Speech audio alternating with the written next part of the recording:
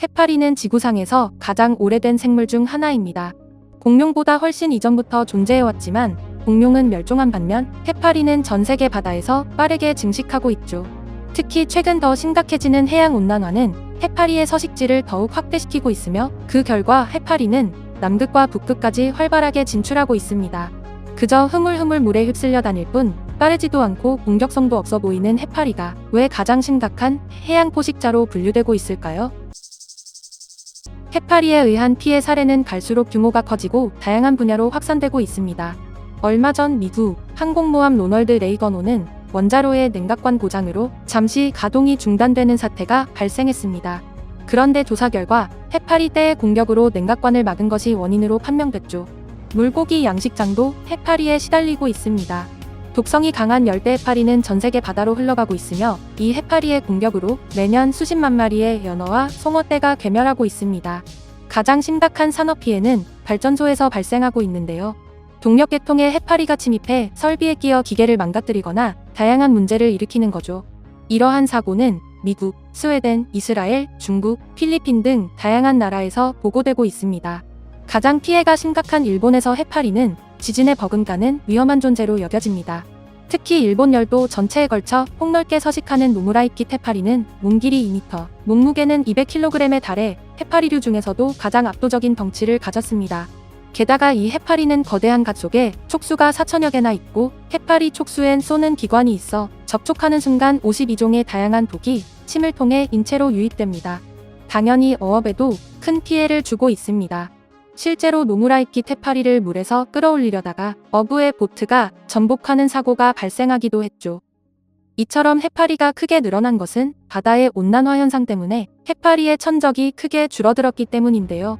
해파리의 촉수는 수영복은 물론 티셔츠, 래시가드, 잠수복을 뚫을 정도로 강력합니다. 사람이 쏘이면 호흡곤란, 전신통증, 의식불명 증상이 나타날 정도로 독성이 강해 매우 위험하죠. 해파리 떼는 해변에서 관광객을 위협할 뿐 아니라 수력발전소 시설에 들어가 설비에 끼어 기계를 망가뜨리는 등 다양한 문제를 일으키고 있습니다. 또 해파리는 다른 바다 생물과 먹이 경쟁을 하면서 바다 생태계의 균형도 무너뜨리고 있습니다. 실제로 일본뿐만 아니라 유럽에서도 매년 관광객이 해파리에게 쏘이는 사례가 수백 건씩 보고되고 있습니다. 따라서 바다에서 가장 무서운 생명체는 상어가 아니라 해파리라는 말이 있을 정도인데요. 노무라이키 해파리와 한 그물에 걸린 물고기들은 해파리의 독 때문에 마비되거나 바로 죽어버립니다.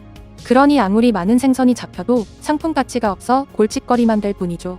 이 경우 그물도 망가지기 때문에 어부에겐 큰 손해가 됩니다. 노무라이키 해파리는 한 번에 약 1억 개 이상의 알을 낳습니다. 또한 한 마리가 자가분열로 5,000마리까지 증식하는 무시무시한 번식력으로 유명합니다. 노무라이키 해파리에 쏘이면 피부가 부어오르고 따끔거리는 통증이 발생하며 홍반을 동반한 채찍 모양의 흉터가 생깁니다. 해파리 독이 중추신경계에 작용해 발열, 오한 근육마비 등이 나타나며 호흡곤란과 신경마비로 쓰러질 수 있고 많은 부위에 쏘일 경우 생명의 위협이 되기도 합니다. 올해 역시 일본 해안을 가득 메울 정도로 해파리 수백만 마리가 출몰했습니다. 믿을 수 없이 몰려드는 해파리 떼는 관광객들을 공포에 질리게 했고 해파리에게 쏘이지 않기 위해 일본인들은 여름 휴가를 포기하고 모두 사라졌습니다. 해마다 해파리로 인한 피해는 있었지만 올해 유난히 피해가 커진 이유는 일본 해안이 기후변화로 인해 수온이 상승하면서 해파리 떼에게 이상적인 조건이 된 것입니다. 바닷물이 따뜻해질수록 해파리의 개체수가 늘어나기 때문이죠. 이러한 사고를 막기 위해 해외 여러 나라에서는 천문학적인 금액을 투자하고 있는데요. 바다에 해파리 차단망을 설치해 운영하는 경우도 많습니다.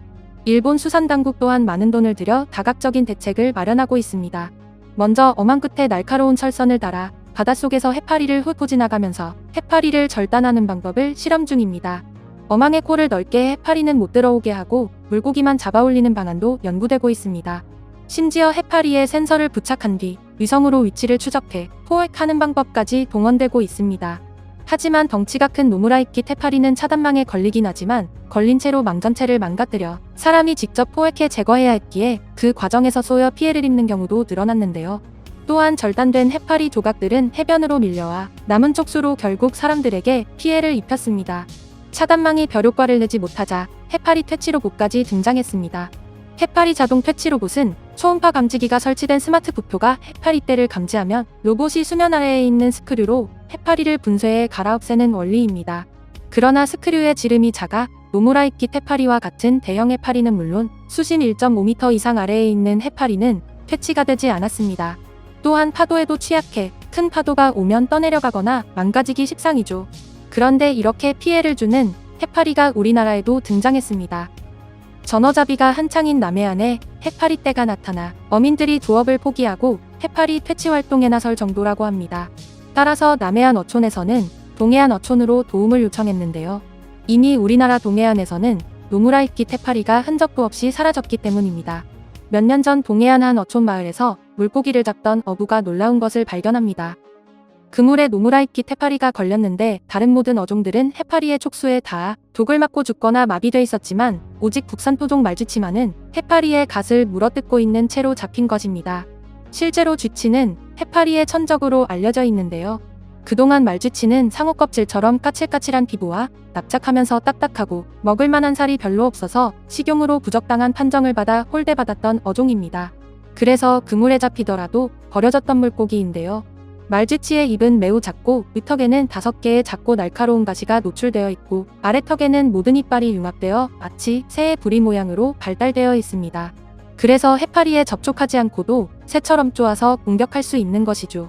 또 말쥐치는 무엇이든 뜯어먹기를 좋아하는 습성으로 해파리도 맛있게 섭취하는 것으로 알려졌는데요. 말쥐치는 그물 안에서 해파리의 큰 갓에 딱 붙어 맹렬하게 해파리를 뜯어먹고 있었습니다. 이를 신기하게 여긴 어촌 마을에서는 실제로 수조에 해파리와 말쥐치를 함께 넣어 실험을 진행했는데요. 놀랍게도 말쥐치는 밤새도록 해파리를 공격했고 아침이 됐을 때 수조 속에는 해파리의 부유물만 둥둥 떠다닐 뿐이었습니다. 말쥐치가 해파리 개체수를 줄여줄 것을 확신하자 우리나라는 치어를 방류해 해파리 퇴치를 계획합니다. 각 시도 차원에서 어부들과 어업생산자단체, 수산업협동조합 등이 공동 참여해 수억 마리의 말쥐치 치어와 수정란을 방류하고 서식 환경 조성을 위해 모자반, 감태 등을 이식한 해조장과 인공어초를 설치합니다. 그 결과 사람의 목숨에도 위협이 되던 독해파리는 하나둘씩 사라져갔고 그동안 그물에 걸려도 버려지던 말쥐치가 해파리 킬러로 각광받기 시작했죠. 이후 납작하고 살이 없던 말쥐치는 해파리를 먹이 삼아 그 숫자가 점점 늘어가는데요. 해파리를 먹고 통통하게 살이 오른 말쥐치는 현재 고급 쥐포로 가공돼 비싸게 팔리고 있고 바닷가 횟집에서는 회와 매운탕으로도 즐겨 선호도가 매우 높은 고급 어종으로 탈바꿈했습니다. 아직도 중국과 일본의 해변은 노무라이끼 해파리가 가득하지만 우리나라 동해안에서는 안심하고 물놀이를 즐길 수 있게 된 것 또한 이 토종 물고기의 힘이었죠. 현재 남해안 역시 토종 말쥐치의 치어를 방류하며 우리나라 해변을 지키기 위해 노력 중이라고 합니다. 토종 생물들이 존재하는 한 대한민국은 언제나 안전하다는 걸 느끼며 오늘 내용은 여기서 마치겠습니다. 이상 꿀튜브였습니다. 영상이 즐거우셨다면 구독, 좋아요 눌러주세요.